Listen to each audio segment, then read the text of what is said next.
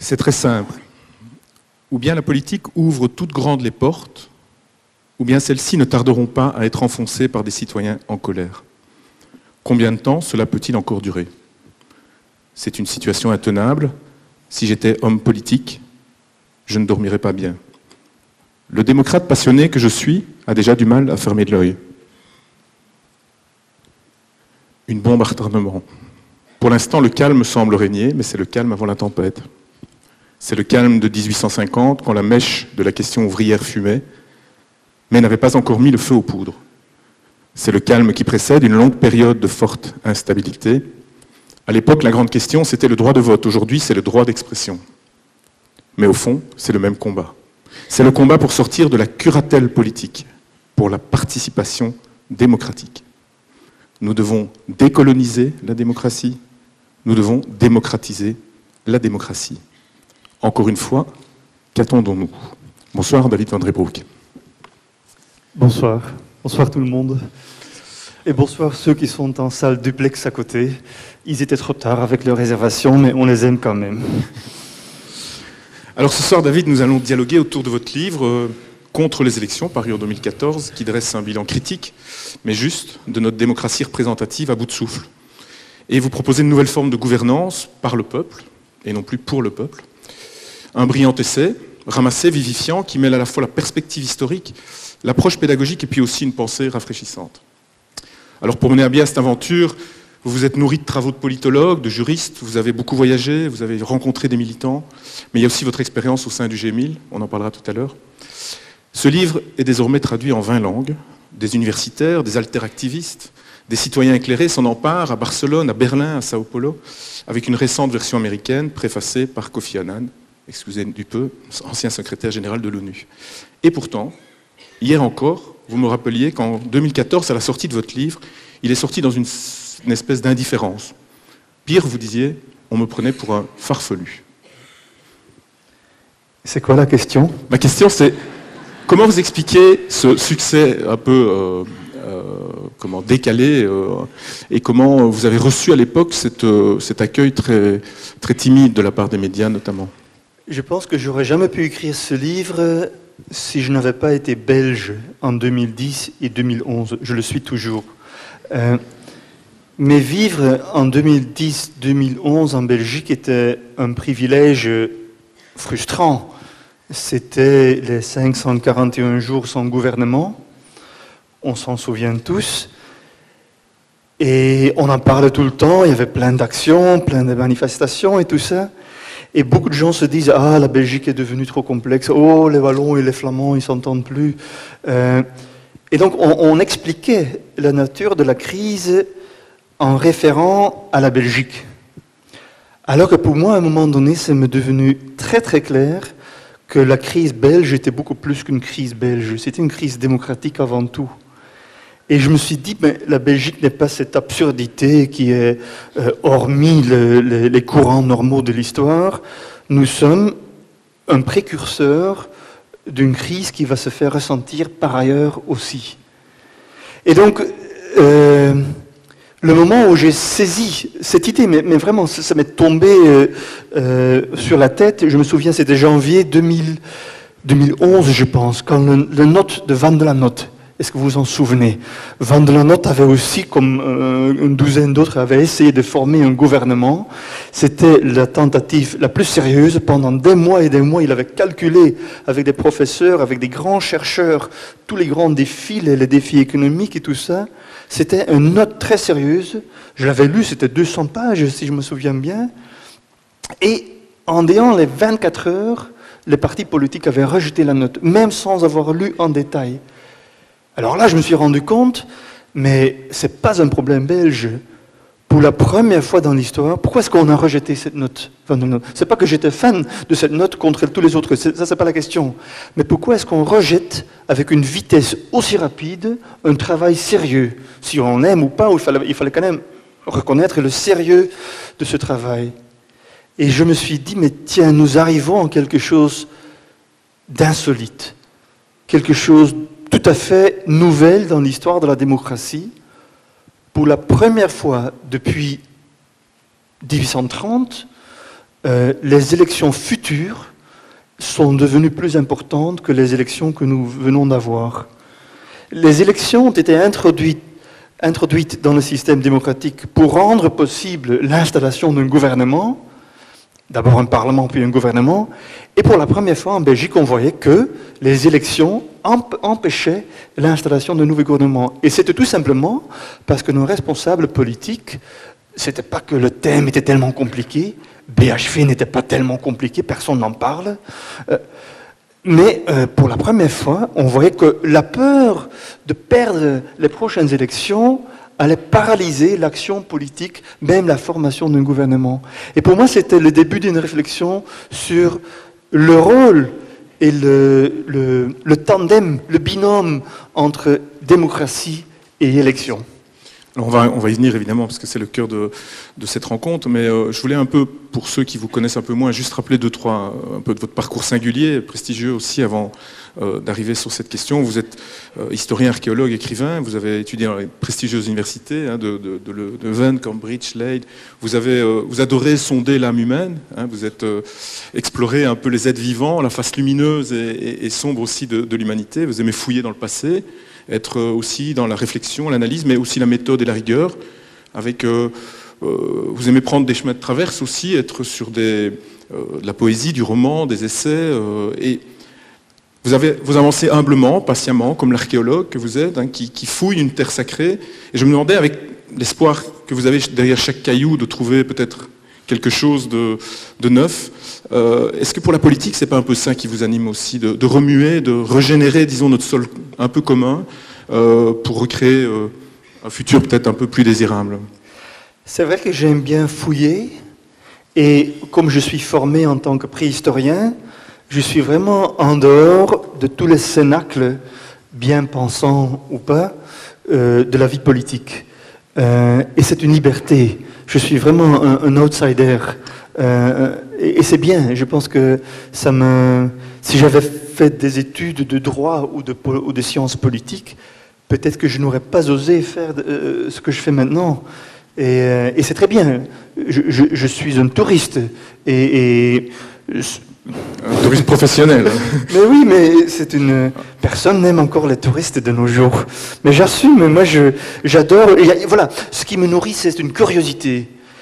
Et donc c'est une curiosité à bâton rompu. Il n'y a pas de tabou. Voilà, pour moi, la démocratie est une valeur très, très, très importante, mais la façon dont on fait la démocratie mérite bien un débat. Et je trouve qu'on s'est un peu embourbé dans toute une série de procédures, de manières qui ont 2 siècles, alors que tout a changé depuis 2 siècles, sauf notre manière d'aller voter dimanche prochain.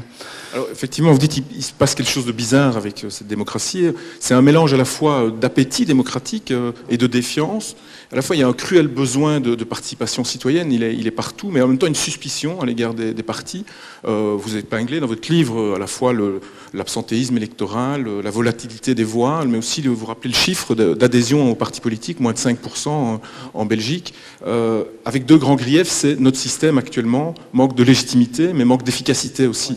Alors je me demandais en vous lisant, est-ce que c'est pas aussi quelque chose qui a rapport au temps, à la temporalité, à la fois ce besoin de temps long, de temps court, à la fois l'accélération de notre société. On sait qu'on est dans une période de réchauffement climatique, d'inégalité sociale, de chômage de masse, de crise de la démocratie, etc. Et de l'autre, de blocage. Et donc je me demandais si quelque part, c'est pas un peu cette ambivalence, cette lenteur-vitesse qui bloque aussi d'abord nos systèmes démocratiques. Mais absolument, notre système démocratique vient d'une époque beaucoup plus lente. Les élections ont été introduites dans le système républicain avec les révolutions américaines et françaises, oui. Donc à la fin du XVIIIe, dans une époque où l'information circulait lentement dans des cercles extrêmement restreints. Un paysan à Lourdes n'était pas très bien informé de ce qui se passait dans l'Assemblée à Paris. Alors que maintenant, l'information passe à une vitesse incroyable dans un cercle extrêmement étendu. Et donc voilà, notre écosystème a vraiment changé. Mais toujours est-il que nous fonctionnons avec une formule démocratique plus ou moins démocratiques, qui sont les élections, qui viennent vraiment d'une époque où ce paysan, ou disons encore ce baron, allez, ou un marquis à Lourdes, voilà.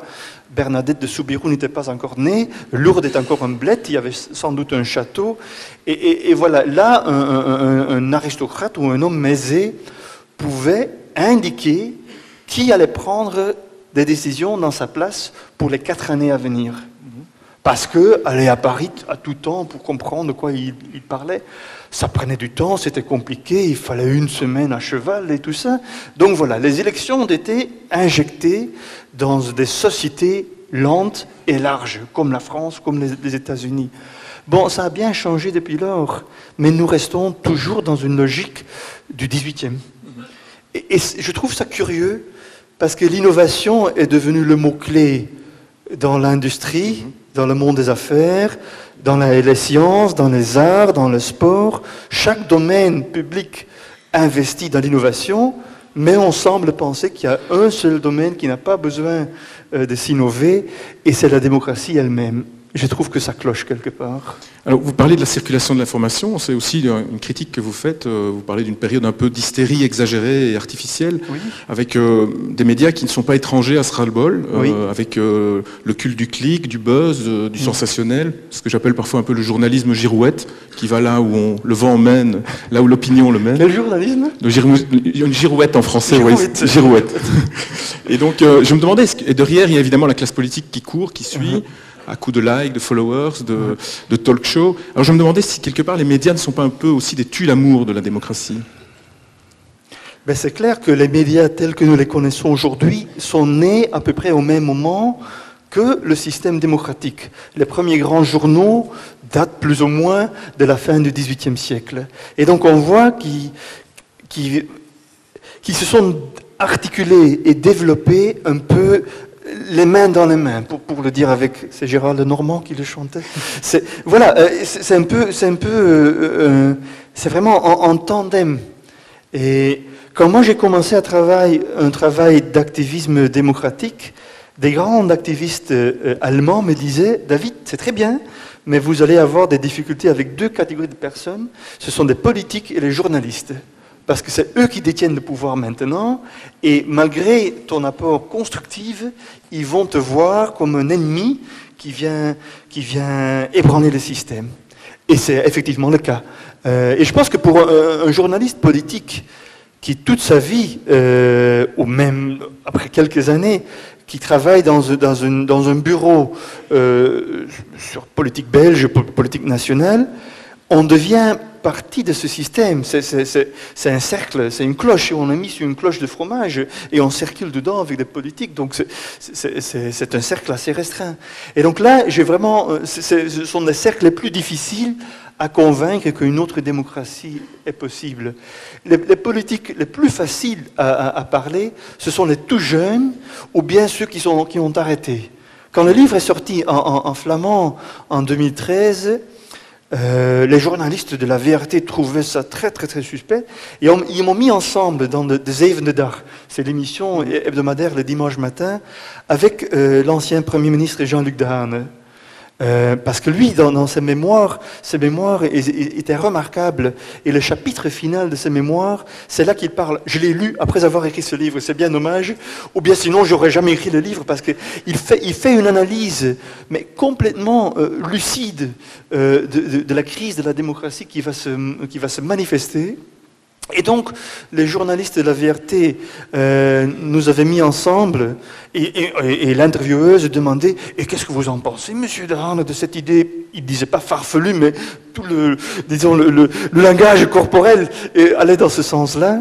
Et Dehaene disait « Mais je suis ouvert à discuter ça. » Et ce jour, dans sa mémoire, je les avais achetés, il me les avait dédicacés, il disait « Pour David qui continue là où moi je me suis arrêté. » Mais pour dire à quel point quelqu'un qui a connu le système de l'intérieur, avec une certaine ouverture d'esprit, je ne vais pas défendre tout ce que Jean-Luc Dehaene a fait, mais il avait une lucidité par rapport aux difficultés, aux challenges qu'on rencontre dans une démocratie moderne. Alors, vous mettez le doigt aussi sur le fait que la politique actuelle est devenue un peu un grand théâtre, oui, avec peu de place pour la sagesse, l'écoute, énormément de guerres de tranchées, vous dites. Et donc, est-ce que quelque part, notre démocratie n'a pas besoin davantage d'apaisement, de silence, de bienveillance? Alors c'est un mot qui est un peu galvaudé, hein, mais qui a quand même tout son sens aussi. Cette politique guerrière, elle ne vous parle plus, je pense. Du tout. La semaine passée, j'ai regardé la télé pour la première fois depuis des mois. Pour ma propre santé mentale, j'évite de regarder la télévision au grand maximum. Est-ce que des sponsors sont de la télévision, là? Ah non, on a de la chance. J'aurais dû vérifier avant. Et je tombais plein dans un débat politique sur la une flamande. Et le bourgmestre de Gand, qui est un homme compétent, rentrait en discussion avec le leader de l'opposition, qui est un homme compétent, et les deux étaient interviewés par une journaliste que je respecte énormément, qui est une femme compétente, et c'était d'une stupidité, d'une banalité extraordinaire. Mais tout le monde jouait son rôle. Il y avait, la VRT avait découvert qu'un certain nombre de logements sociaux étaient en mauvais état. Je viens de lire aujourd'hui qu'il s'agissait de 7 maisons, 7 appartements, qui sont dans un mauvais état. Et le bourgmestre n'était pas au courant, le leader de l'opposition sautait dessus, et la journaliste, que j'estime beaucoup, faisait tout pour embraser la querelle. Et qu'est-ce qu'on a fait pour les habitants de ces 7 appartements? Rien. Mais vraiment rien. Ces 3 personnes-là, compétents qu'ils sont, auraient pu résoudre ce problème technique, pratique, dans l'espace de la durée de l'interview. Et puis après l'interview, il y avait un grand politicologue flamand qui commentait l'interview pour indiquer qui a gagné, qui a perdu, et quel allait être l'impact dimanche prochain. Et je dis, mais est-ce que c'est encore un scientifique, un politicologue? Il me faisait penser sur le bonhomme qui est sur le motard pendant la Tour de France, qui donne vraiment le commentaire. Je trouvais ça. Et 1 heure plus tard, 2 grandes personnalités du monde des médias flamands, sur une autre chaîne, commentaient le débat entre le bourgmestre gantois et son challenger. Et donc, 6 personnes brillantes qui se tiennent comme des adolescents, comme des idiots.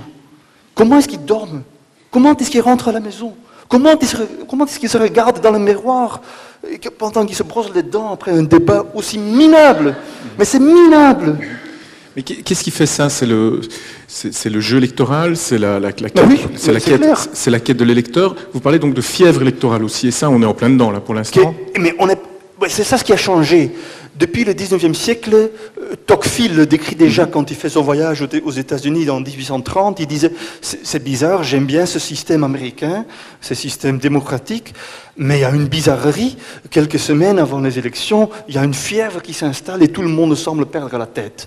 Mais maintenant, c'est toujours là, sauf que c'est plus quelques semaines, c'est devenu quelques années avant le jour des élections. La fièvre électorale est devenue permanente. Parce qu'avec les médias sociaux, il y a un feedback permanent. Un élu, au 19e, ou même dans les années 50, le dimanche soir, il avait son poste, il avait son mandat, et il était plus ou moins tranquille pour 4-5 ans.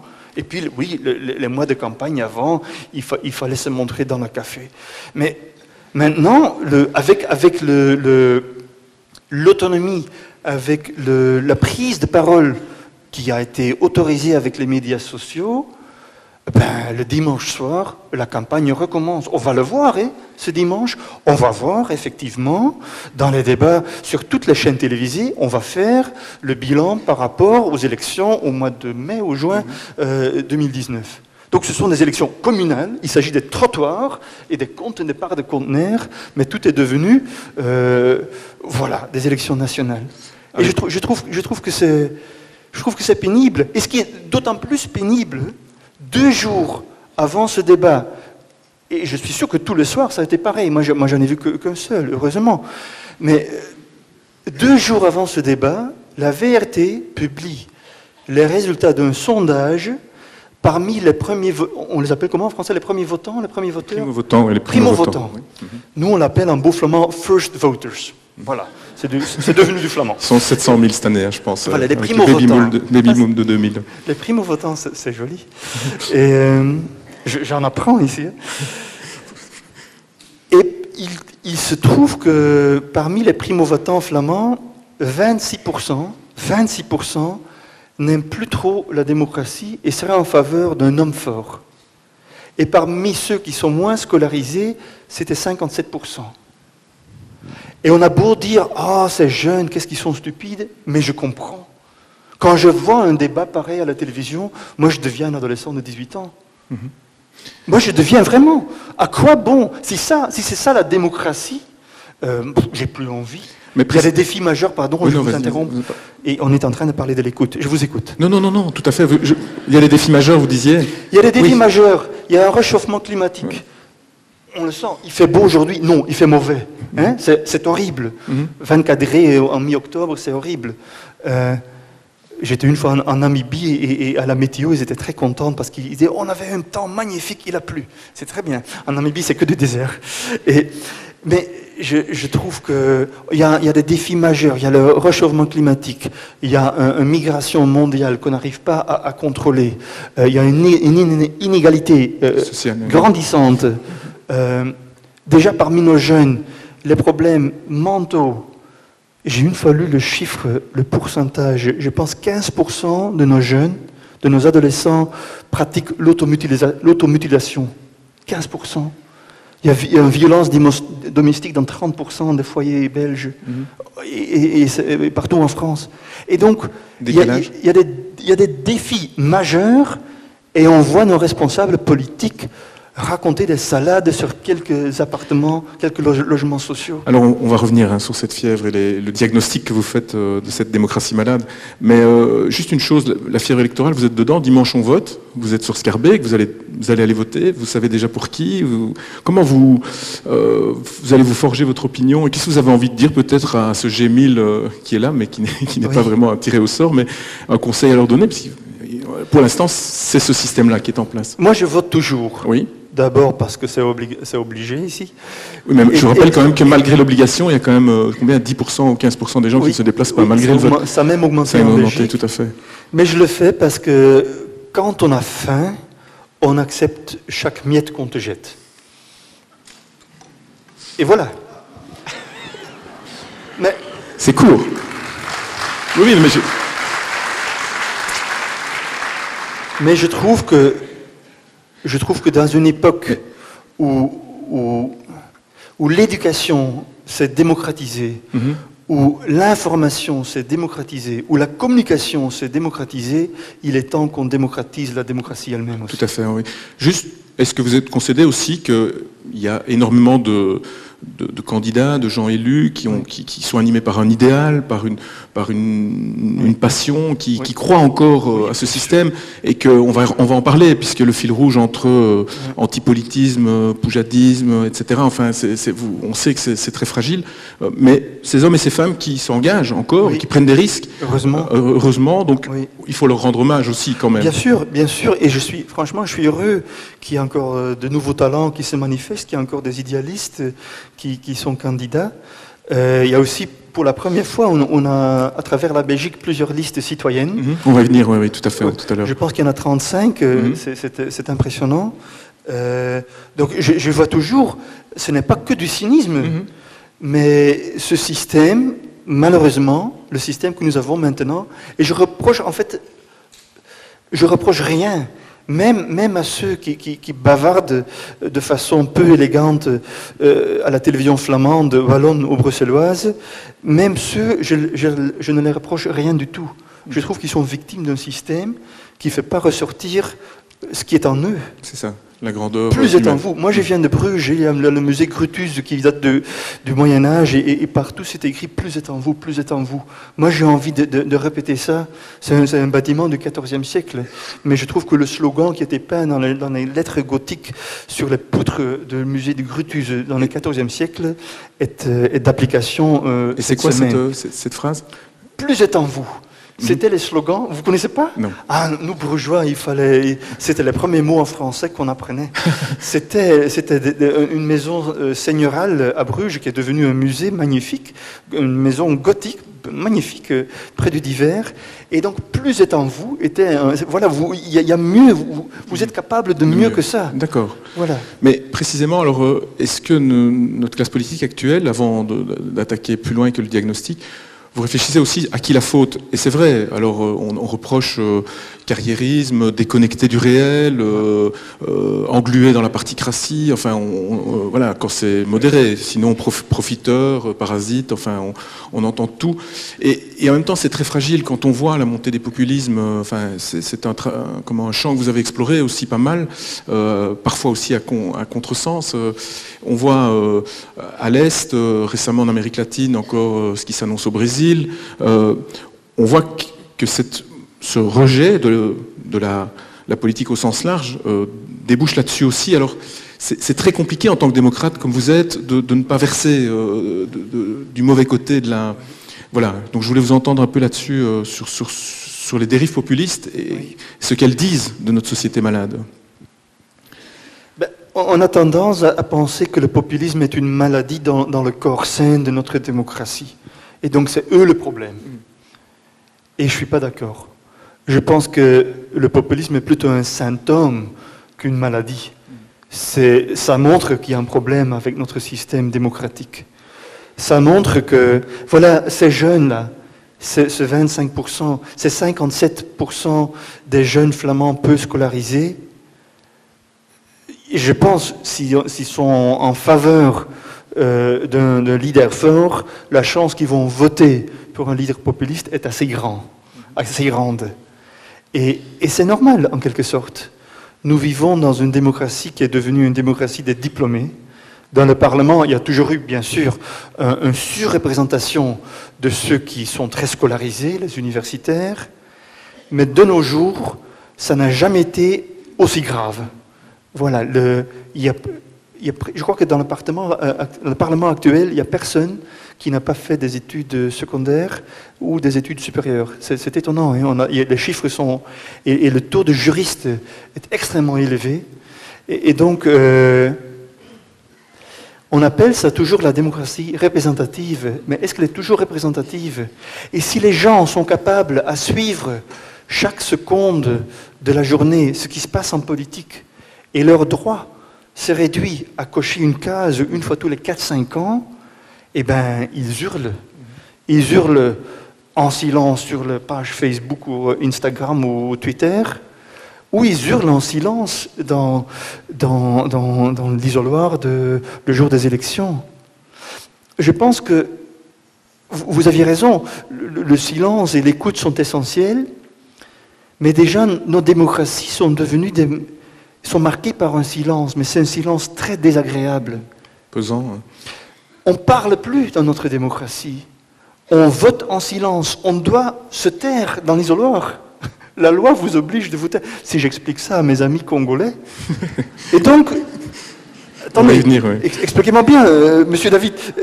Il faut donc, si vous décidez par rapport au futur de votre société, votre acte social le plus important se fait en silence. C'est bizarre, hein? La haute messe de la démocratie est une messe bien silencieuse.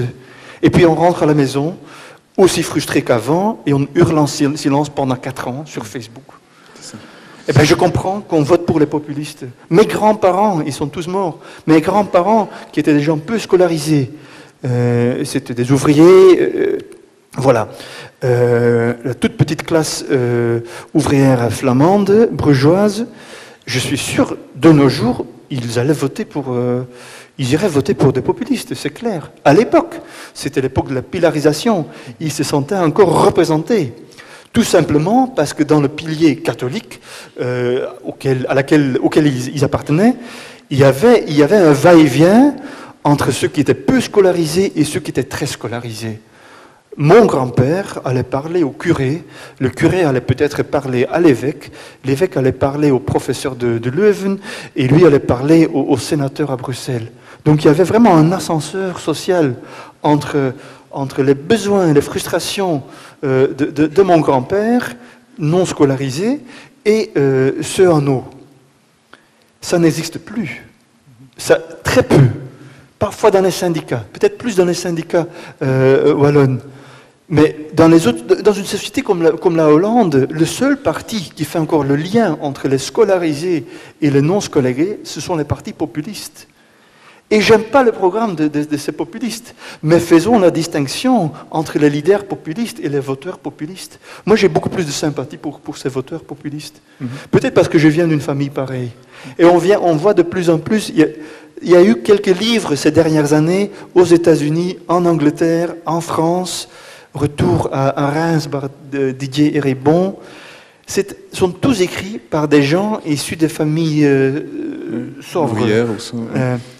Et donc là, il y a encore une certaine empathie, sympathie avec le peuple. Nos fêtes familiales à Bruxelles, à Bruges, que dis-je, et dans la campagne autour, on n'est pas tous déscolarisés, hein, et on le voit aussi. Si moi j'allais mettre la généalogie de ma famille, on voit à peu près où tirer le taux de scolarité et le comportement électoral. C'est très très très lié. Et je comprends. Et je ne mépris pas, mais je mépris ceux qui méprisent ceux qui sont peu scolarisés. Voilà. Alors on dit parfois que cet électorat-là se trompe de colère. C'est votre... Je ne crois pas. Gandhi disait, il faut relire Gandhi. Gandhi disait que la rage est une force positive parce que ça montre qu'il y a quelque chose de très important. Je trouve que la rage, la fureur populiste, c'est un cadeau, mais c'est un cadeau emballé dans du fer barbelé, dans du fil barbelé.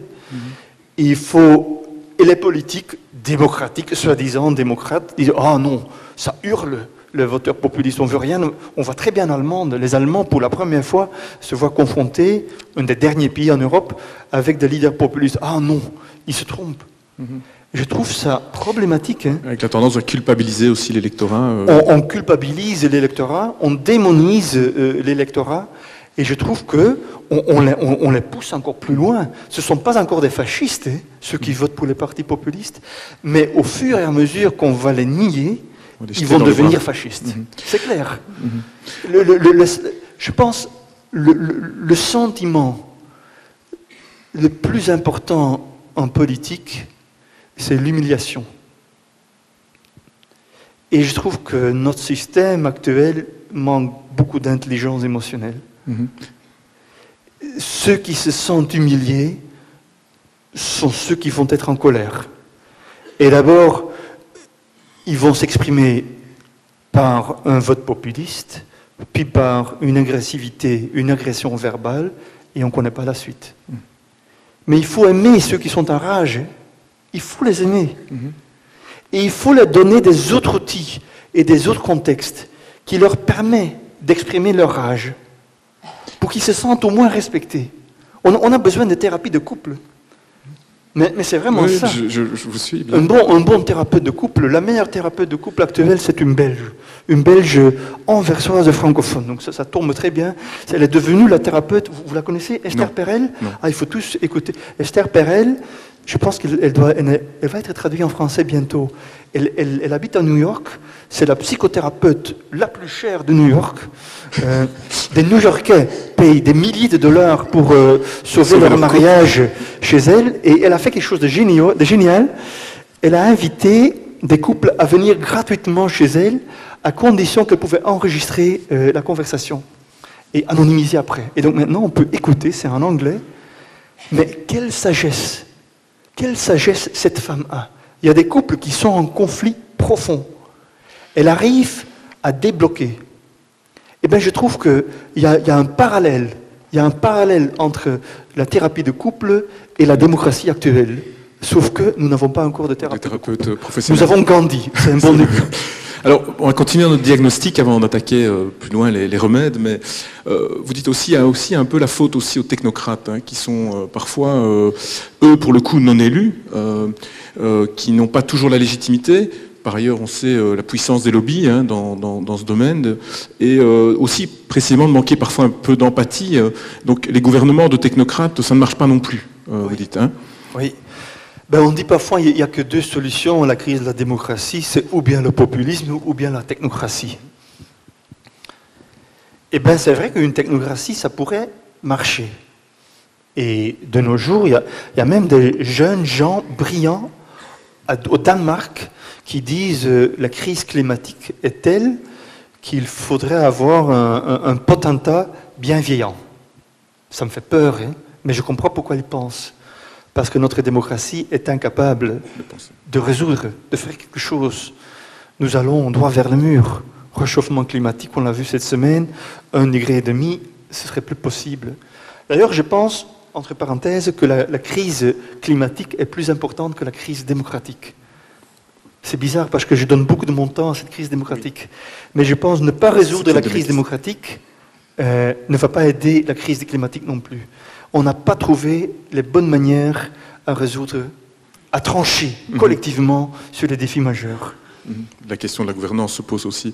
Et donc, il y a aussi, on l'a vu ces dernières années, une mise en cause du système représentatif tel qu'il fonctionne. Alors, il y a eu l'émergence d'énormément de mouvements. Hein. Nous sommes les 99% aux États-Unis, les indignés. Il y a eu les citoyens furieux en Allemagne, Anonymous. Enfin, ils sont nombreux. C'est pluriel. Alors, parfois avec des tendances plus radicales, plus modérées, enfin, etc. Il y a aussi l'autre tendance que vous appelez le néo-parlementarisme, pardon. C'est un peu le parti pirate, c'est le mouvement 5 étoiles en Italie, pardon, avec toujours un peu cette idée d'horizontalité. Hein, on n'a pas de chef, on partage le... Mais alors, vous êtes là aussi très critique en disant attention, il y a aussi une forme d'anti-parlementarisme. Et vous faites là le lien, c'est l'historien qui parle, vous rappelez la montée du nazisme, Hitler, Mussolini, Lénine, c'est aussi des anti-parlementaires. Enfin, oui. J'étais très d'accord avec les analyses de Occupy, du mouvement Occupy, mais j'avais du mal avec leur prise de position très anti-parlementaire. C'est peut-être, je me sentais un peu à mi-chemin. J'essaie d'avoir un pied en rue et un pied dans le système actuel. Et j'aimerais pas trop bien faire tomber le système actuel pour remplacer par quelque chose, par un futur inconnu. Les révolutions, c'est sympa 50 ans après. Mais on a vu en France, ça a duré 50 ans, il a fallu le retour de la dictature et tout ça, avant que la Révolution française est devenue démocratique. La révolution arabe, on a vu en Égypte, voilà, le Napoléon égyptien s'est installé, c'est le général Sissi. Et donc j'ai peur de ce romantique de la révolution, on va faire tomber le système actuel et puis on va voir on va refaire la société sur base de zéro. Non, il faut changer, il faut essayer de garder ce qui est bon dans le système actuel et changer les systèmes de l'intérieur. Et la technocratie, pour en revenir, me semble pas la solution finale non plus. Il y a quelque chose de valable dans la technocratie. Un technocrate, un grand professeur en économie, un grand expert en migration, il est compétent. Il ne va pas perdre son temps avec des petits jeux, petites querelles politiques et électorales, c'est bien. Mais pour une technocratie qui dure, il faut toujours de la violence. Oui, nous connaissons une technocratie presque parfaite, c'est la Chine. Mais voilà, est-ce qu'on veut vivre en Chine, en Belgique? Je ne crois pas. Mais là, on voit des managers très compétents. Le sommet du parti communiste chinois est compétent. Il est compétent, il n'y a aucun... Mais pour pouvoir tourner cette machine, il faut supprimer ceux qui ne sont pas contents. Ce n'est pas un prix que je voudrais payer. D'ailleurs, on en reparlera plus loin, mais votre réflexion et vos innovations que vous proposez, il y a aussi le complément d'experts, de gens qui viennent accompagner la délibération, y compris avec des technocrates éclairés, réellement indépendants, etc. Mais on va y revenir après. Je pense dans le système que je combine les avantages du populisme avec les avantages de la technocratie, avec les avantages, je crois, du parlementarisme, et en incorporant la rage de ceux qui ont fait Occupy. C'est vraiment essayer de trouver une formule, une synthèse, c'est vraiment ça. Alors, ce que je trouvais aussi intéressant dans votre critique de la démocratie confisquée et colonisée, comme vous l'appelez, c'est de faire un petit détour par le Sud, et notamment par l'Afrique, que vous connaissez vraiment très bien. Alors, les fondamentalismes les fondamentalistes des élections que nous sommes devenus sont tellement persuadés que c'est le meilleur des systèmes qu'on va l'exporter jusque dans le sud, un modèle Ikea, vous appelez ça d'ailleurs. Alors on dit, voilà, on va vous promettre des élections libres et honnêtes. Alors on voit qu'en RDC, prochainement, ce qui s'annonce, c'est pas forcément joyeux. Alors j'avais envie de faire un peu une parenthèse et un relais vers votre connaissance de l'Afrique aussi là-dessus, parce que c'est très néocolonial, ça aussi, c'est très faire fi de toute cette histoire, de cette richesse, de la justice traditionnelle, de la médiation, comment est-ce qu'on les appelle, les concertations de villageois, tous ces systèmes, et notamment vous êtes beaucoup inspiré des travaux qui ont été faits en Afrique du Sud avec la commission Vérité et Réconciliation. Ça vous fascine, ça, et là-bas il y a une richesse forte, mais qu'on néglige totalement. On ignore. Toute ma pensée sur les nouvelles formes de la démocratie a commencé en Afrique. Il y a deux instances qui m'ont fortement influencé, et ces deux instances des années 90, c'était effectivement la commission de vérité et de réconciliation en Afrique du Sud. À la fin de l'époque d'apartheid, il fallait trouver une réponse à la situation. Qu'est-ce qu'on fait? Il y a eu énormément de crimes politiques qui ont été commis. Est-ce qu'on va faire comme en Argentine ou en Espagne, on va la mettre sous le tapis, on n'en parle plus? Ou est-ce qu'on va faire comme C'est important? Alors, c'est pas grave. Vous pouvez répondre si vous voulez. Et donc en Afrique du Sud, ils ont dit, voilà, il faut trouver un nouvel espace public, une nouvelle manière de gérer nos conflits. On va en parler. Ceux qui ont commis les crimes politiques et ceux qui en ont été les victimes, on va les mettre ensemble. Et Desmond Tutu était le président, c'est quelqu'un, on a parlé de Gandhi, Desmond Tutu est une figure extrêmement importante dans ma pensée. C'est lui qui a mis les victimes et les criminels ensemble pour guérir de ce passé brutal en Afrique du Sud. Et après, c'était au Congo, à la fin de l'époque de Mobutu, on a eu la conférence nationale souveraine, où la société civile congolaise, très forte à l'époque, s'est réunie pendant des mois dans le bâtiment du Parlement à Kinshasa. Je trouvais ça vraiment impressionnant. Et toute ma pensée, à un moment donné, j'étais devenu chroniqueur du journal Le Soir. Je ne sais pas si je peux laisser tomber le nom du journal Le Soir, parce que le sponsor est l'autre. Mais j'étais devenu chroniqueur, et pour ma première chronique, je venais de publier le livre Congo, et je disais, on est en pleine crise. Je disais, mais ce serait intéressant qu'on fasse quelque chose pareil, qu'on fasse une espèce de conférence nationale souveraine. Si les politiques n'en sortent pas, faisons ça au Hazel. Et j'avais écrit, je rêve d'une assemblée citoyenne avec 1000 personnes qui vont se voir pendant plusieurs mois. J'étais encore dans mon esprit congolais, parce que là aussi ça va durer plusieurs mois. Et on va parler de la collaboration, on va parler de la Deuxième Guerre mondiale, on va parler, voilà, tout ce qui nous entrave. Et c'était Paul Herman, chroniqueur de la RTBF, qui m'avait contacté, je ne le connaissais pas. Il disait, j'aime bien ton idée, prenons un café. Et puis, j'ai mis l'aîné. Et voilà, comme ça, tout a commencé. Mais pour revenir donc sur ces inspirations venues du Sud, on aurait tout à gagner pour nourrir nos démocraties, c'est évident, sur ce sens de ce qui a été fait après le génocide rwandais en termes de justice. En Amérique latine, il y a aussi autour du buen vivir des techniques de conciliation politique traditionnelle. Enfin, mais ici, je trouve que l'exemple sud-africain est plus réussi que le gachacha, le système rwandais. Parce que là, voilà, ça n'a pas vraiment guéri la plaie historique. Mais c'est vrai que si les Sud-Africains avaient juste appliqué la justice britannique qu'ils avaient héritée de l'époque coloniale, je ne pense pas qu'une guerre civile aurait été évitée.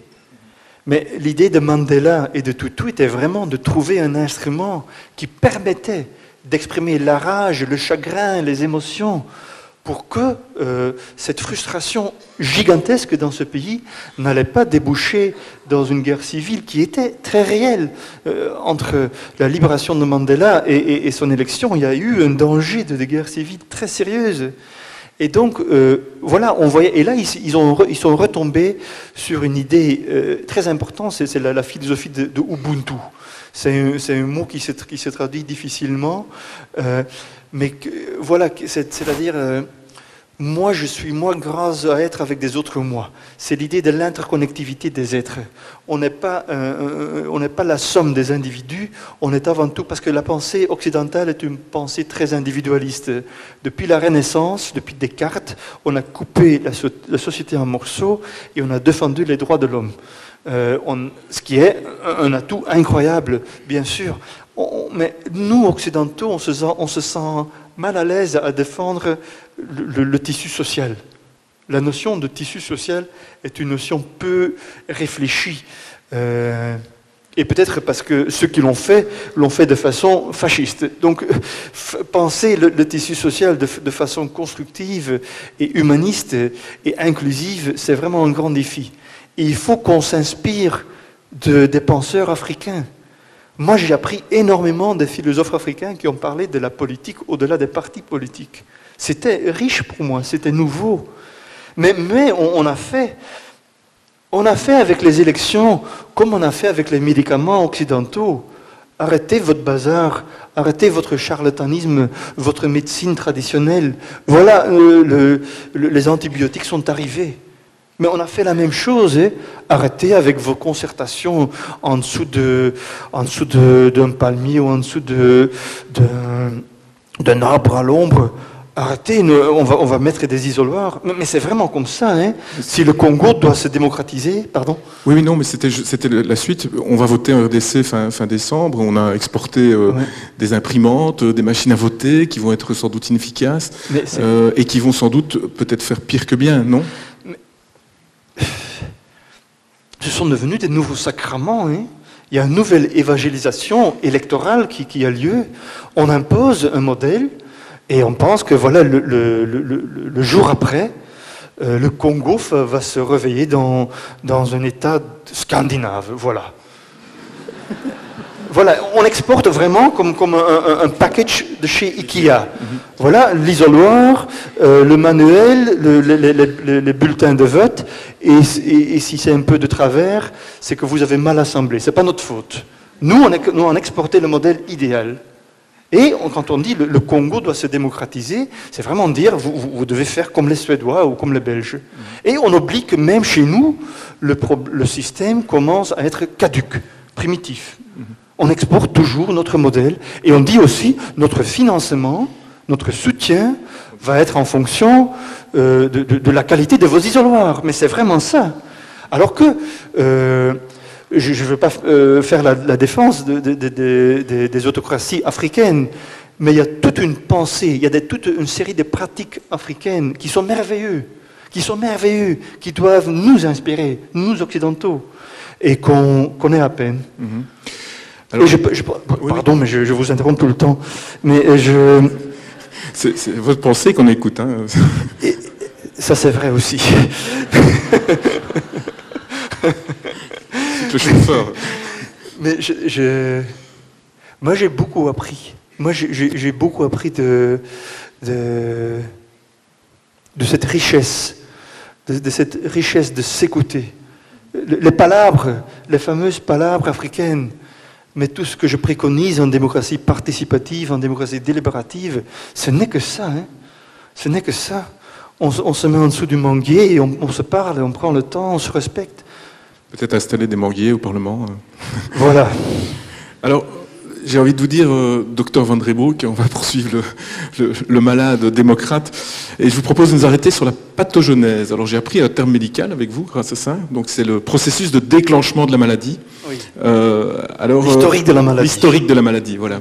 Et donc, vous en avez touché un mot, mais dans votre livre, c'est assez touchant. Vous rappelez votre première année en candidature, comme on disait à l'époque. Vous aviez le professeur Verdun, qui était votre professeur d'histoire grecque et de méthodologie historique, qui vous a parlé de la démocratie athénienne.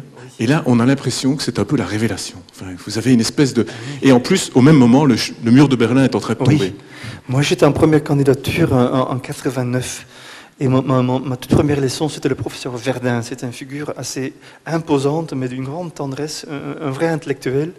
Curieusement, c'est aussi le papa de ceux qui a fait la chanson Rendez-vous, vous vous en souvenez? C'est la chanson avec laquelle on n'a pas gagné l'Eurovision. C'est le professeur Verdun qui l'a... Non, c'était son fils qui avait fait ça. On était en dernière... Je pense qu'on était les derniers là. C'est bien. Et en Flandre et en Bruxelles, c'est en train de redevenir une tube. Voilà, c'est devenu vraiment une chanson culte. J'aime bien. C'était de l'avant-garde pure. Mais en fait, son père, nettement plus classique, je dois dire, toujours en costard, bien habillé, la voix grave et tout ça. Il avait aussi quand même un côté avant-gardiste quand il nous a expliqué, j'avais 18 ans, le système démocratique athénien. Où il disait, voilà, quand j'ai écrit le livre, j'ai encore fouillé mes notes, j'ai encore toutes mes notes de l'époque, où il disait, c'est un système qui fait bizarre à nos yeux. Mais de toutes les fonctions publiques à Athènes, très très peu étaient élus. Les élections n'avaient pas de place dans le système athénien. Le berceau de la démocratie occidentale n'avait pas des élections. Presque toutes les fonctions étaient tirées au sort, et c'était juste pour un certain nombre de fonctions très limitées. C'était les généraux militaires et les trésoriers, donc le ministre des Finances, si vous voulez. C'était les seules fonctions qui étaient élues.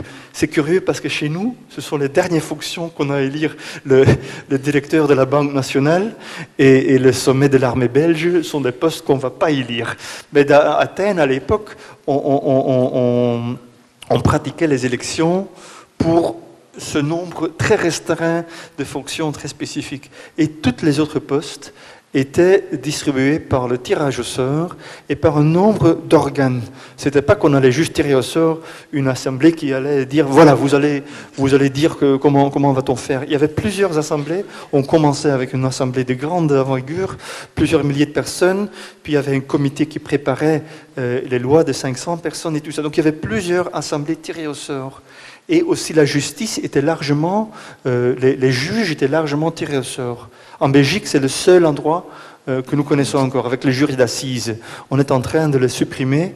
Malheureusement, je vois les problèmes qu'ils ont, mais au lieu de les supprimer, il faudrait les améliorer, je crois. Mais c'est le seul endroit où le tirage au sort a encore une place dans le système constitutionnel belge actuel. Alors, on va y revenir, mais vous nous suggériez, pour qu'on aborde cette histoire de façon un peu rapide, de projeter à nos spectateurs une petite capsule qui en 5 minutes, résume de façon très chouette et très dynamique d'où on vient de ces 3000 ans de démocratie et de ces 200 ans d'élection. Si la technique pouvait maintenant nous proposer ça, ce serait chouette.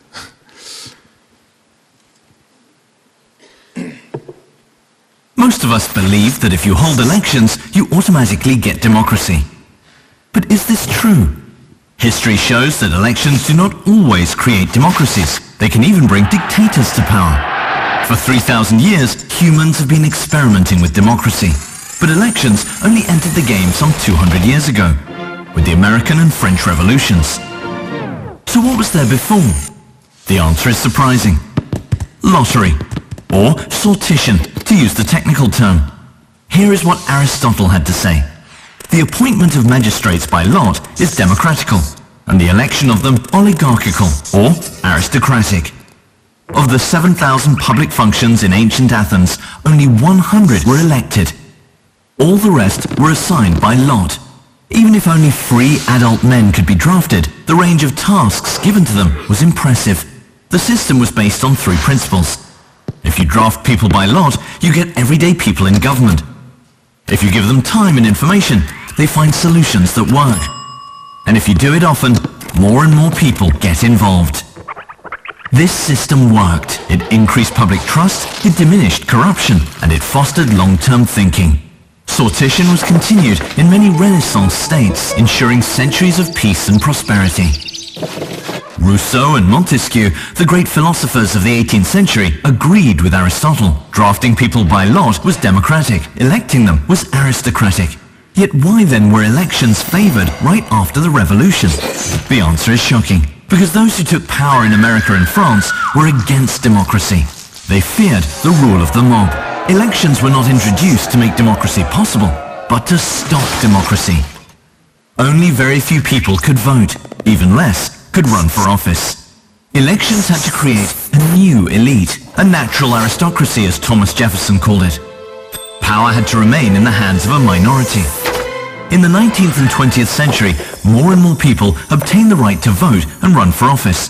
This was a necessary improvement, but in the 21st century, it's no longer sufficient. Today, many people feel that ticking a box every 4 or 5 years is simply not enough. They still don't feel heard. That's why distrust is rising at an alarming rate. What if people were not only given the right to vote, but also a right to speak? What if we had sortition next to elections? Going back to lottery sounds crazy, but we're using it already every day. We call it opinion polls. The only problem is, polls ask us what we think when we don't think. What if we had a chance to think and discuss with others first? And what if politicians listened then? We urgently need to democratize democracy. We ought to be against elections if democracy is reduced to them. For it's not just about your vote, it's about your voice too.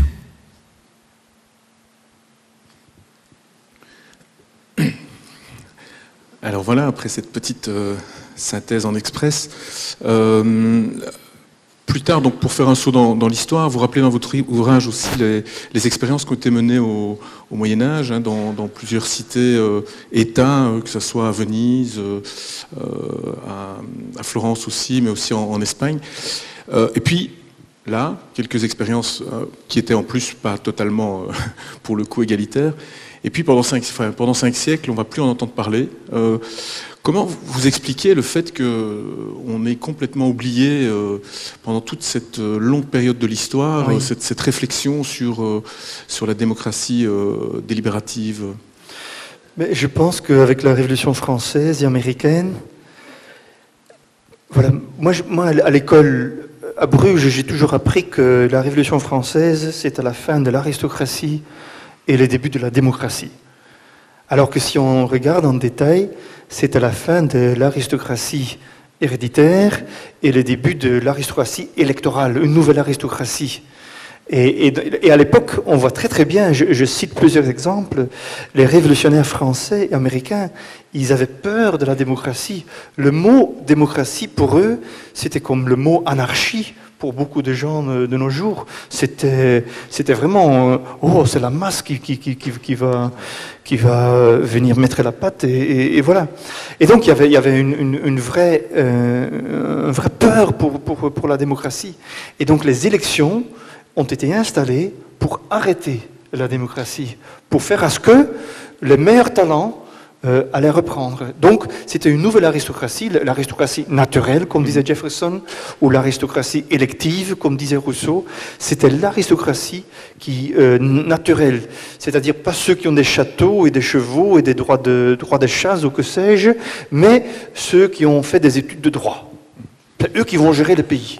Et qui ont des esclaves très souvent, comme voilà, les grands révolutionnaires américains, ils avaient tous des esclaves.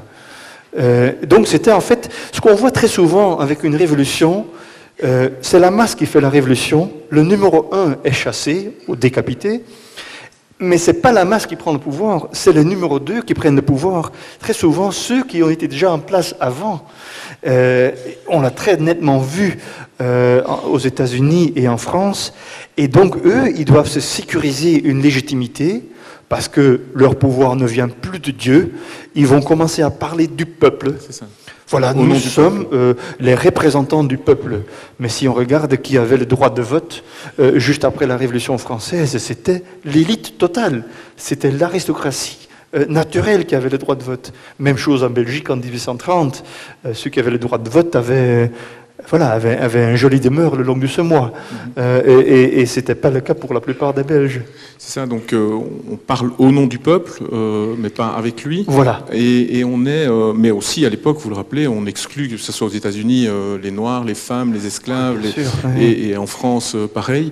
Et vous dites que c'est le début, en fait, non, plutôt la fin de l'égalité des chances politiques, en fait. Oui. C'est à partir de là que, quelque part, cet idéal athénien va disparaître. Complètement, parce qu'à partir de cette époque-là, on va faire une distinction très très nette entre les gouvernants et les gouvernés. Et les gouvernants doivent avoir des capacités spéciales. Il faut être un politique, il faut avoir certaines compétences, certaines allures, certaines cultures, certaines habitudes, que sais-je, certaines façons de parler. Et alors que les gouvernés sont ceux qui sont gouvernés éternellement par les gouvernants.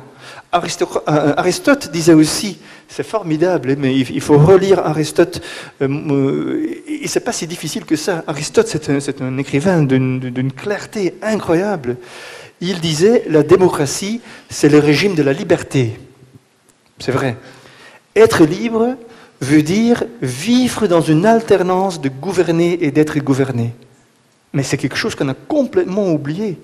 Si ces jeunes de 18 ans avaient la sensation de vivre dans une alternance entre gouverner et être gouverné, je ne pense pas qu'ils auraient besoin d'un leader fort. Vous voyez? Parce qu'ils tiendraient la reine du pays. Ils ne vont pas devenir Premier ministre, mais ils auraient leur mot à dire, comme un citoyen athénien avait. Et donc, depuis le 19e siècle, voilà, le système n'a jamais appelé démocratie représentative. Avant, ça s'appelait l'aristocratie élective. Et c'est au début du 19e siècle qu'on a changé le nom, on a commencé à l'appeler démocratie représentative. Et puis, on s'est rendu compte, mais tiens, il y a quand même un problème, parce que pas tout le monde a le droit de vote. Et donc, on a donné le droit de vote progressivement aux paysans, aux ouvriers, plus tard aux femmes, aux jeunes, aux migrants et tout ça. Mais ceci est une démocratisation en nombre, mais pas en parole. C'est une démocratisation quantitative, mais pas qualitative. Et c'est frustrant. Il y a toujours cette scission, cette césure très nette entre les gouvernants et les gouvernés.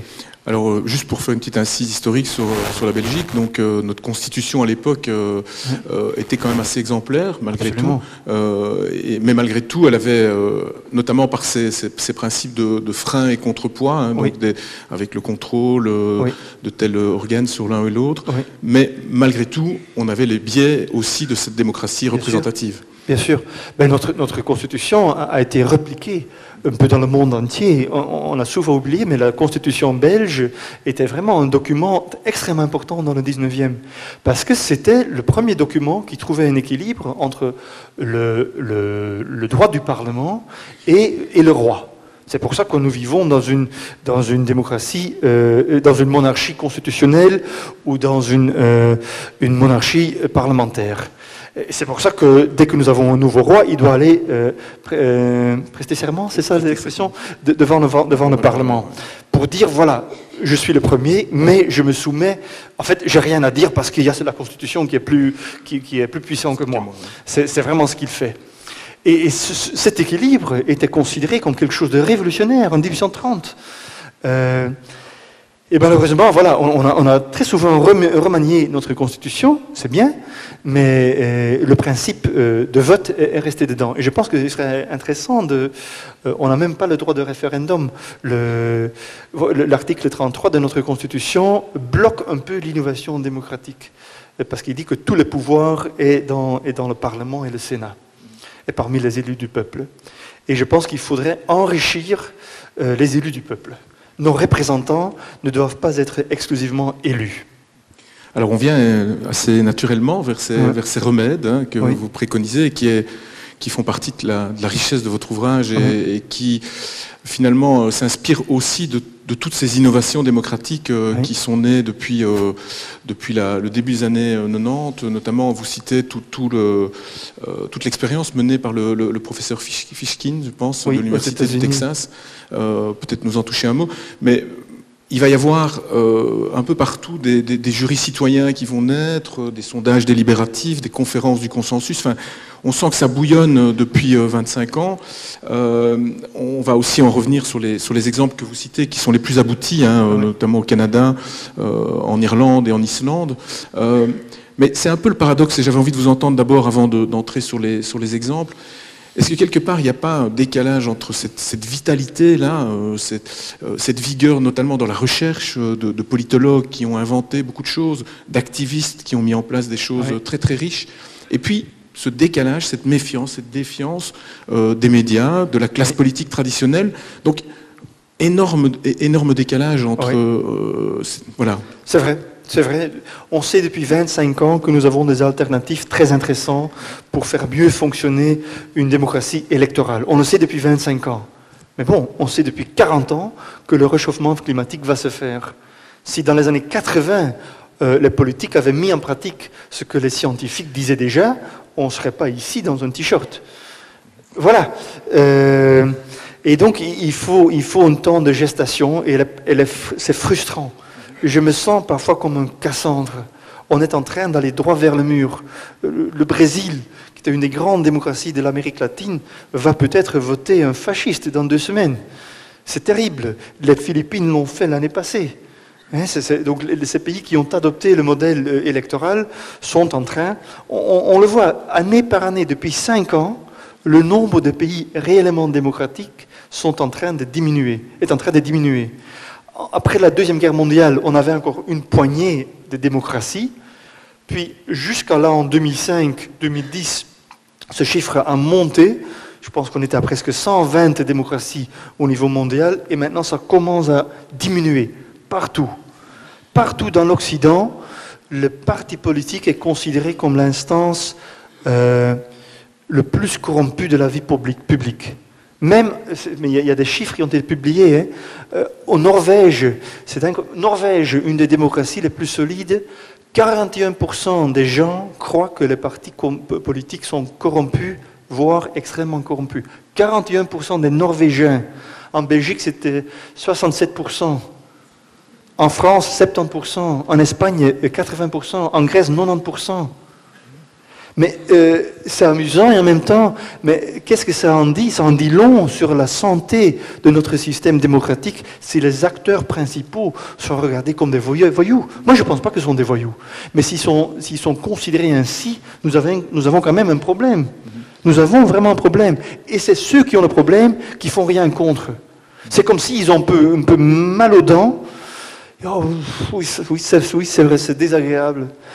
Mais aller au dentiste, c'est encore plus désagréable. Et je ne vais pas aller chez le dentiste. Mais vous l'expliquez comment? C'est la peur de perdre une partie du pouvoir. C'est le fait qu'on va revenir sur les critiques qui sont faites régulièrement sur le système que vous préconisez. Mais c'est quoi? C'est d'abord ça? C'est du conformisme? On n'a pas d'instance suffisante pour pouvoir discuter. On va revoir notre système électoral? Parfois, je dois penser aux barons, marquis et vicomtes en France en 1788. Oh oui, le peuple a faim. Hein? C'est embêtant, hein? Mais bon, ça va pas se déclencher. Mais c'est vraiment ça. Il y a une espèce de... Ah oui, mais ils vont quand même voter pour nous. D'ailleurs, ils sont obligés. Notre Parlement, on a 150 chaises, on dit sièges ou chaises? Sièges. Mais bon, s'il y a 20% des gens qui ne vont pas voter, on va quand même avoir un Parlement plein. Je trouve ça bizarre. Pourquoi pas laisser 20% des chaises vides pour montrer, voilà, votre mandat n'est que prévisoire. Et pourquoi de toute façon, est-ce que nous avons 150 places quand tout est déterminé par les chefs de partis politiques? Ben, mettons 8 chaises, là, hein. Mais oui, parce qu'ils doivent, la discipline, ils doivent tous voter selon la ligne de... Moi, je suis allé interviewer des politiques une fois dans le Parlement, et puis la sonnette, je dois aller voter. Qu'est-ce que je dois voter? Mais je trouve ça horrible. Et en plus, et c'est un théâtre, c'est une copie d'un théâtre grec. Ça n'a rien d'étonnant. Si tu copies un théâtre grec, tu auras un drame, voilà. Mais c'est normal. L'architecture de notre démocratie est mauvaise. L'isoloir, on ne peut pas parler. Et puis l'hémicycle, on ne peut pas converser. Il faut hurler. Et puis il y a les microphones et les caméras. Ça encourage franchement l'écoute. Mais non, mais c'est devenu du théâtre. C'est pénible. Mm-hmm. Mais revenons peut-être maintenant sur les remèdes qui sont peut-être positifs, qui ont eu aussi des écueils, des difficultés. Oui. Peut-être cette expérience menée aux États-Unis, rappelez-la en 2 mots. Oui, je pense. Fishkin, c'était le premier grand chercheur. C'est ça, hein, oui. Il était professeur au Texas. Il a travaillé avec les sondages.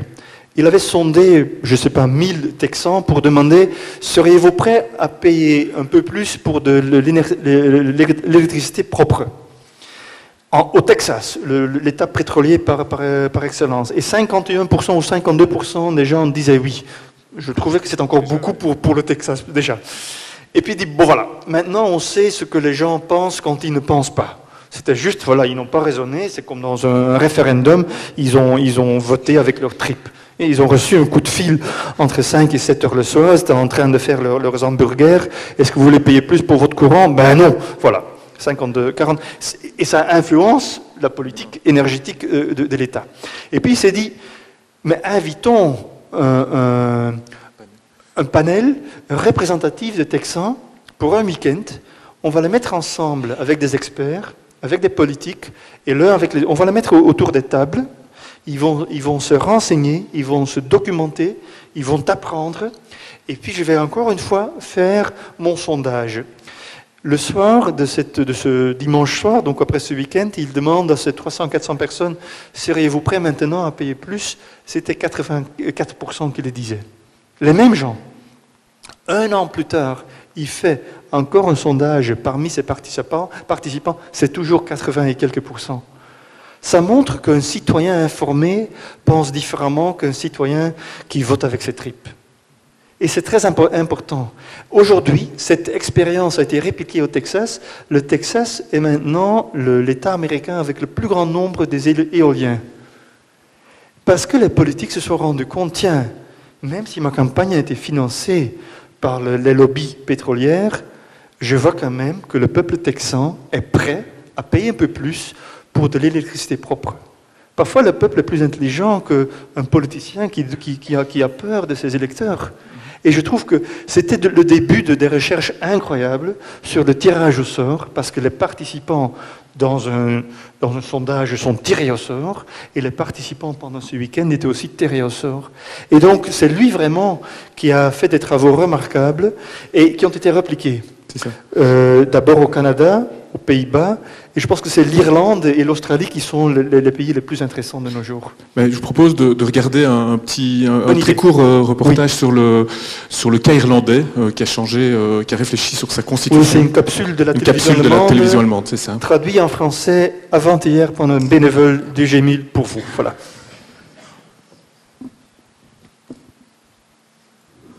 Das ist ein Grund für die Unzufriedenheit mancher mit unserem politischen System. Ein anderer ist der, dass man sagt, all die Abgeordneten, all die Minister, die repräsentieren überhaupt nicht mehr die Bevölkerung. Und da ist durchaus ein bisschen was dran. Ich zeige Ihnen mal den jetzt noch aktuellen Bundestag. Darin gibt es 22% Juristen und 7,6% Politologen. In Deutschland insgesamt sieht das ganz anders aus. Da gibt es nämlich nur 0,6% Juristen und 0,01% Politologen. Kann doch eigentlich gar nicht sein in einer repräsentativen Demokratie. Aber wie lässt sich das Problem lösen? In Irland wird jetzt ganz radikal experimentiert. Demokratie quasi per Losverfahren. Matthias Ebert berichtet. Irland, ein idyllischer Flecken Europas. Hier wird nichts weniger als die Demokratie revolutioniert. Was das heißt, kann Finbar O'Brien erklären. Er ist Postbote, 62 Jahre. Politiker waren für ihn sein Leben lang die da oben. Oh nein, ich hatte keine Ahnung von Politik. Hatte null Interesse. Bis man mich ansprach, ob ich Mitglied einer Bürgerversammlung sein wolle. Die Bürgerversammlung regelt Irlands Zukunft. Vor 3 Jahren sollte Finbar mitentscheiden, ob Irland die Homo-Ehe einführt. Ausgerechnet er.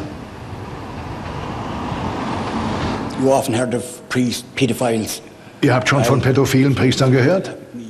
So was ist mir als Kind passiert. Seit ich missbraucht wurde, dachte ich, Homosexuelle sind alle gleich. Brutal. Egal ob Pädophile, Schwule oder Lesben.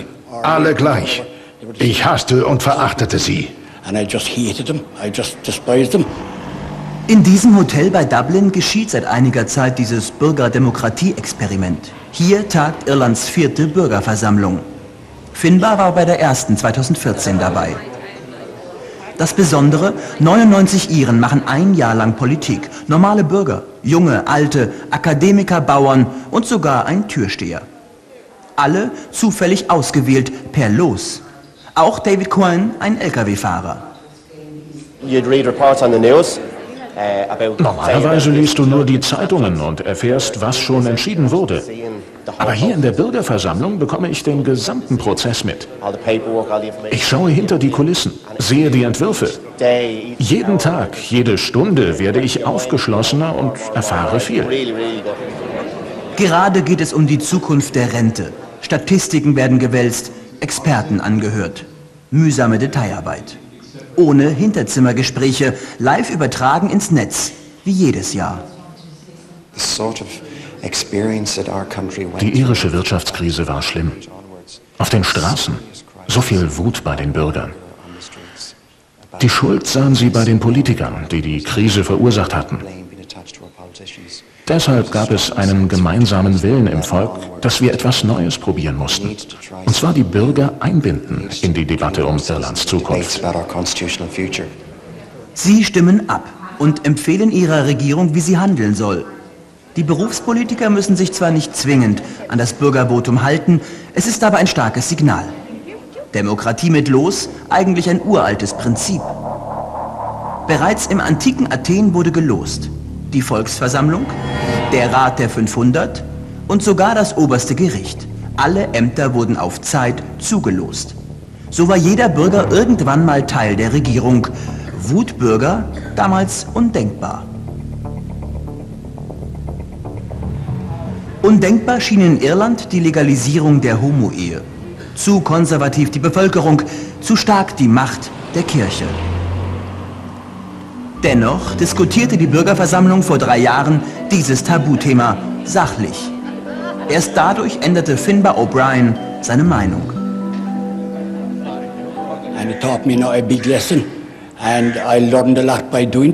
Ich habe eine wichtige Lektion gelernt. Homosexuelle sind normale Leute. Sie tun Kindern nichts. Also stand ich in der Bürgerversammlung auf und sagte, dass ich für die Homo-Ehe stimmen würde. So wie die Mehrheit der Bürgerversammlung, deren Votum mündete in ein Referendum. Am Ende feierte das katholische Irland die Homo-Ehe. Zur gleichen Zeit boxte in Frankreich die Regierung die Homo-Ehe durch, von oben. Die Folge? Wut auf den Straßen.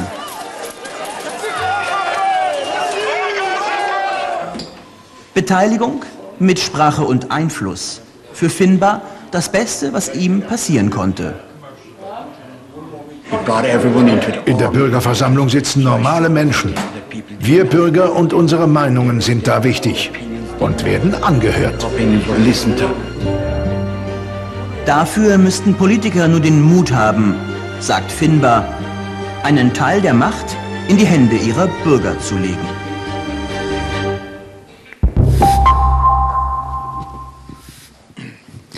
Alors, en partant de ce cas irlandais, on voit très bien que le peuple, quand on lui fait confiance, il peut être mature, il peut être responsable, il peut être capable de traiter de sujets sensibles, controversés. Oui.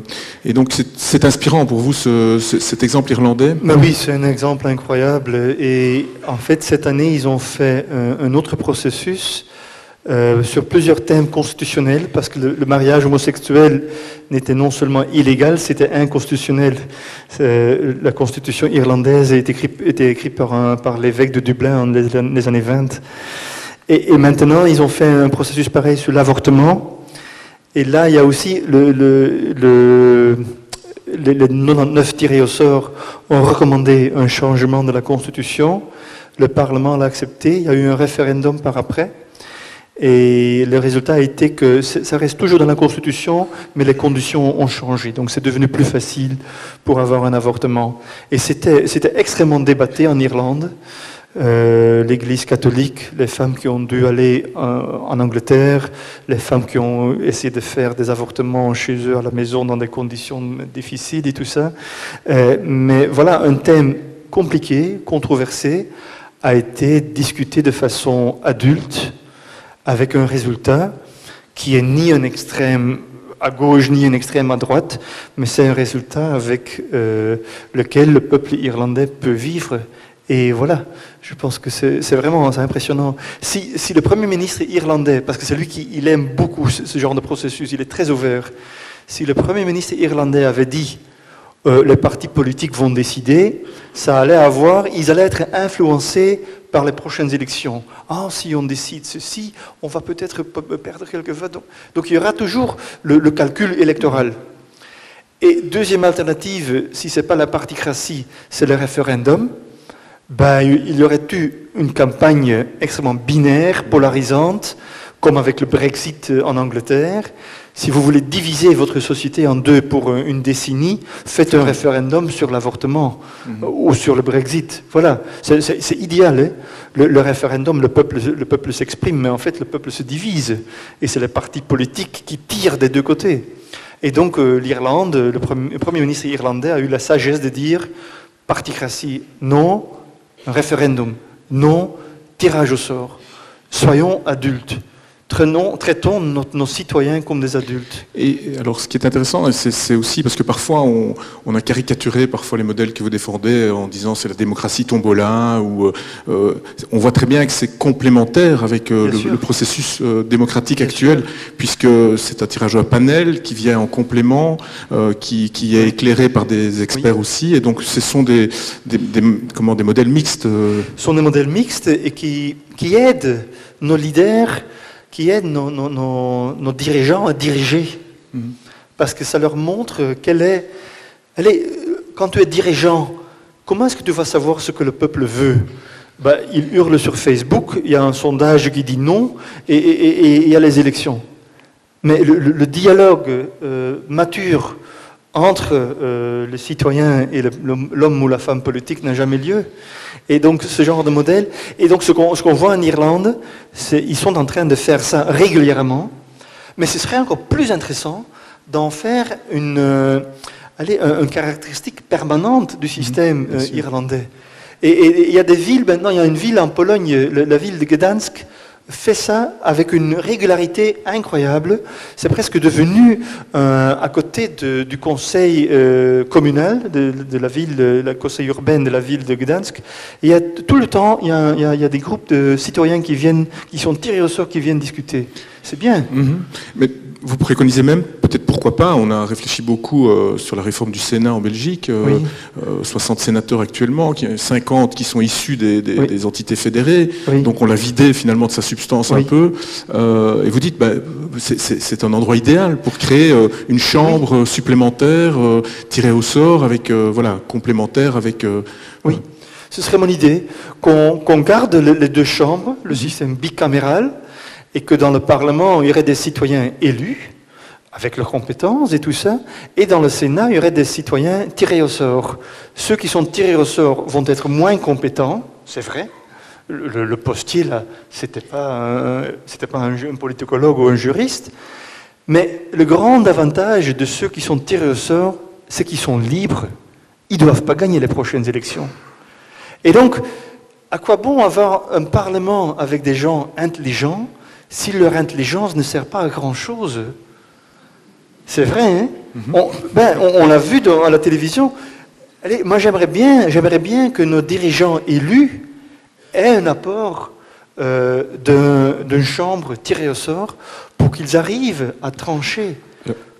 Les politiques irlandais, ils sont contents, hein, ils ne doivent plus décider sur des trucs aussi controversés que le mariage homosexuel ou l'avortement. Ce serait même plus confortable pour eux, ils s'appuieraient sur...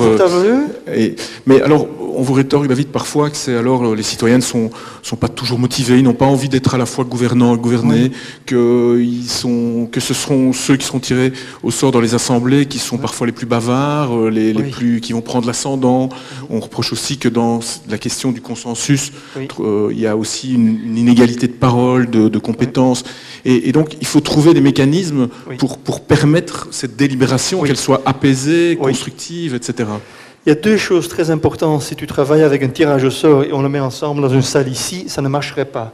Il faut mettre les gens autour des tables rondes. Donc, il faut une autre architecture, en commençant par des tables rondes. Il faut avoir un facilitateur, un modérateur pour chaque table. C'est vraiment comme un thérapeute de couple pour 10 personnes.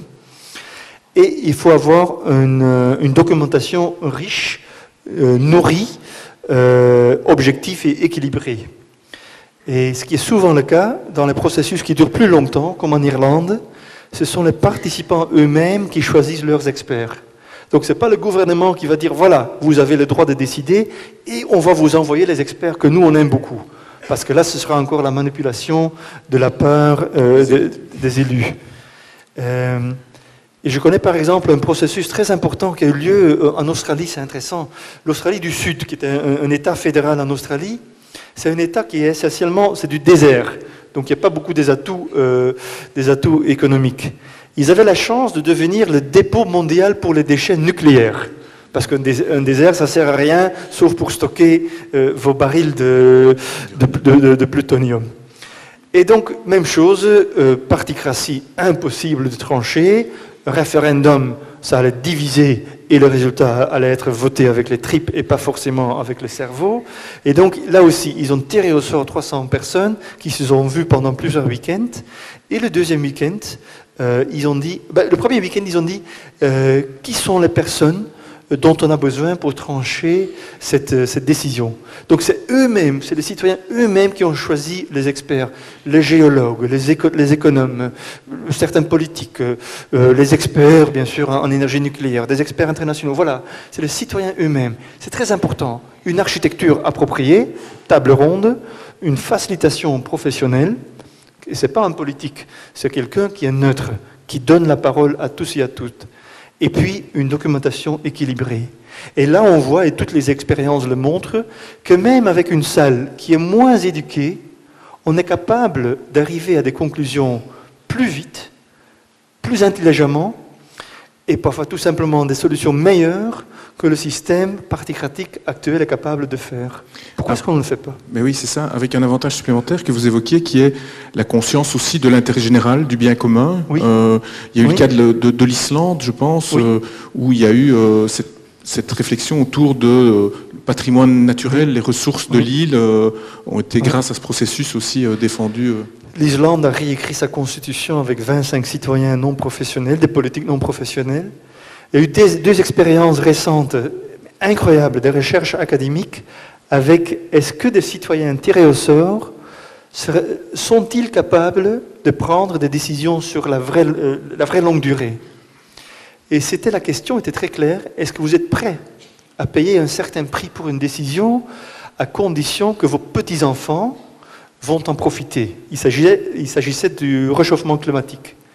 Et là, on a vu que des citoyens lambda sont tout à fait prêts à mener une vie un peu plus sobre pour sauver la planète, pour que leurs petits-enfants et leurs petits-enfants en profitent. Mais il n'y a aucun élu qui ose parler de si longue durée. Nous, on a eu un ministre de l'Environnement, Toba, qui disait « Je sais parfaitement bien ce que je dois faire mais contre le réchauffement climatique, mais si je le fais, je ne suis jamais réélu. » Mais sa fonction n'est pas être réélu, il est vice-premier ministre, mais sa fonction... Penser l'intérêt général dans ce cas-là. Et donc, il y a une peur, une fois de plus, ils doivent décider pour le peuple, ils ont peur du peuple, sauf que quand le peuple parle, il y a un peuple intelligent. C'est incroyable. Deuxième expérience académique, pas encore publiée, ce sont des chercheurs belges qui l'ont menée, très très très important. Donc on sait depuis 20 ans que des citoyens peuvent, ils sont tout à fait capables, ils veulent participer.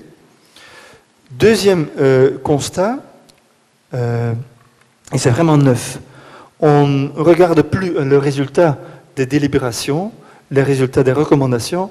Pour la première fois, on a regardé les participants eux-mêmes.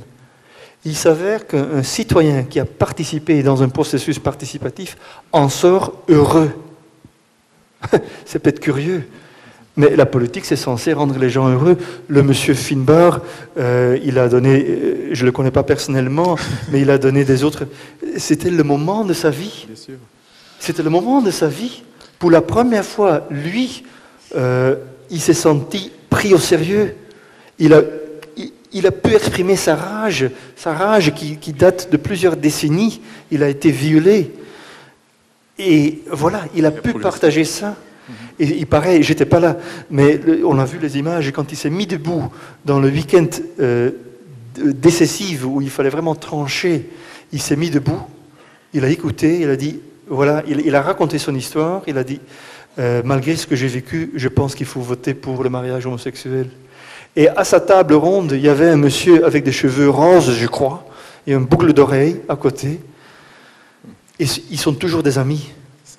Dans la presse allemande a fait un article sur cette amitié extraordinaire rendue possible parce que c'était des gens qui parlaient, l'un parlait de l'autre, ils ne se parlaient pas.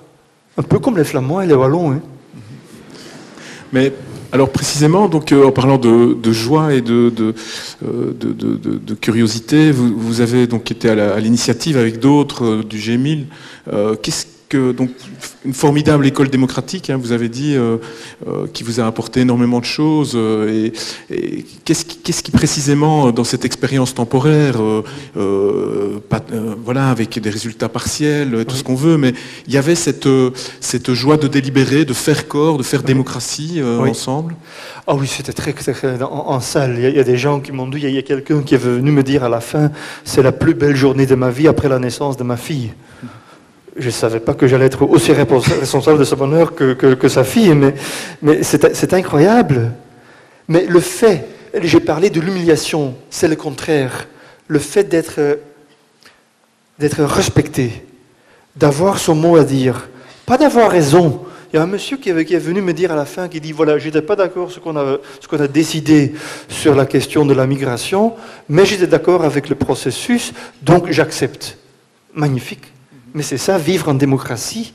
C'est un peu le plus grand philosophe démocratique du XXe siècle, c'est les Rolling Stones, quand ils ont dit « You can't always get what you want ». Tu ne peux pas toujours avoir ce que tu veux. Mais c'est ça, vivre en démocratie. C'est pas toujours avoir ta préférence, mais c'est de faire part, participer à une société et accepter, voilà, ça a été décidé comme ça, je peux vivre avec. C'est ça. Et vous citez ce proverbe africain, tout ce que tu fais pour moi, sans moi, tu le fais contre moi.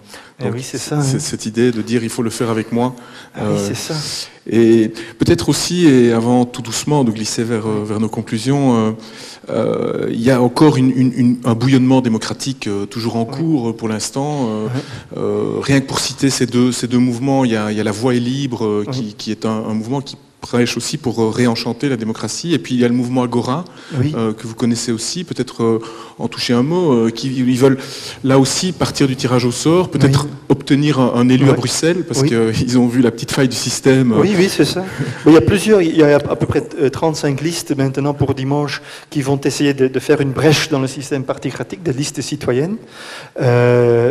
L'exemple est quelque part en Angleterre, où un village, une petite ville a été renversée. Le plus grand parti est devenu le parti citoyen. Donc il y a plusieurs communes qui espèrent avoir un effet pareil. Voilà, il y a toute une série en Belgique francophone et ailleurs. Il y a aussi des gens qui travaillent sur la longue durée pour faire à ce que le tirage au sort devienne partie intégrante de la démocratie belge. Et je pense que, voilà, l'idée était une idée farfelue il y a 5 ans, mais petit à petit, les esprits commencent à mûrir. Écoutez, le droit de vote pour les femmes était aussi une idée farfelue, longtemps. Clairement. C'est vrai, hein, mais... Est-ce que j'aimerais faire un petit test avec cette salle? C'est magnifique, on a un échantillon, pas représentatif, mais quand même 1000 personnes. Qui parmi vous va voter dimanche? Qui va voter dimanche? Ah ben là, très bien. Là, c'est bien. Alors, gardez vos mains en haut. Qui parmi vous est membre d'une association sportive, culturelle, politique? Bon nombre. Un peu moins. Qui parmi vous est membre d'un parti politique? Ah oui. Qui parmi vous, de ceux qui ont encore la main en haut, se présente aux élections dimanche? Ah là, on en a peu, hein. Une dizaine. Qui parmi vous avait un mandat les dernières années? Voilà la démocratie représentative.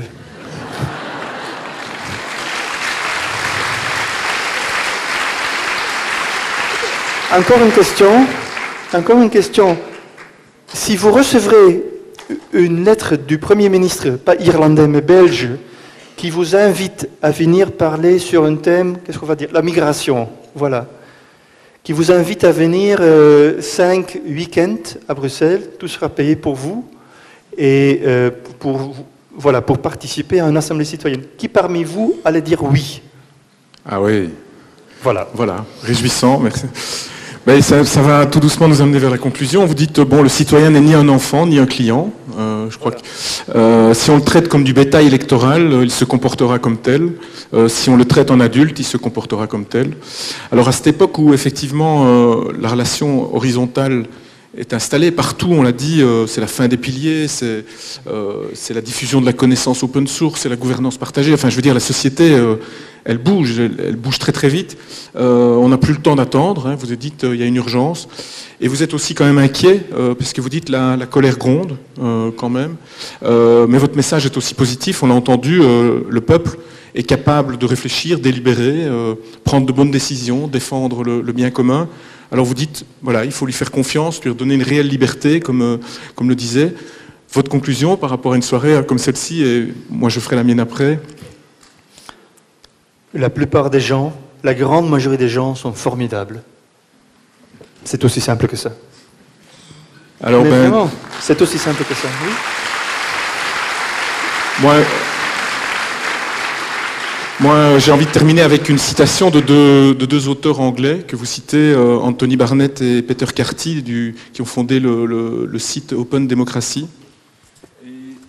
Ils disent, je trouve, avec beaucoup de pertinence, on dit parfois que la vie de toute idée majeure se compose de 3 grandes phases. D'abord, on l'ignore, puis on la ridiculise, enfin, on l'admet comme une expression de la sagesse populaire.